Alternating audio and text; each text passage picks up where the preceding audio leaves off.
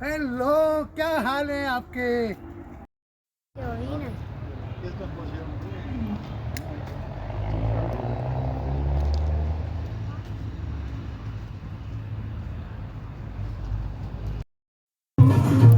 अस्सलाम वालेकुम व्यूअर्स। आज मेरे कज़न की शादी है और मेहंदी की रस्म है, तो यहाँ जो गांव में रिवायती अंदाज़ होता है खाना बनाने का, वो आपको दिखाते हैं इंशाल्लाह। ये देखिए जी, खाना तैयार किया जा रहा है।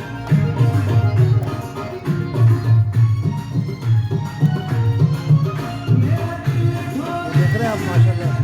और ये मेरा भतीजा है मुनाफ, माशाल्लाह हाफ़िज़ कुरान है। और ये बावर्ची साहब हैं, और ये कुछ दोस्त अहबाब यहाँ तशरीफ़ फरमा है। एक अजीब खुशी होती है गांव देहात में, जो इस तरह मिलजुल कर काम करते हैं, उसका मज़ा ही कुछ अलग है। जी भी बस देखा आपने माशाल्लाह, अल्लाह पाक खुशियों को तोड़ चढ़ाए, बरकतें दे।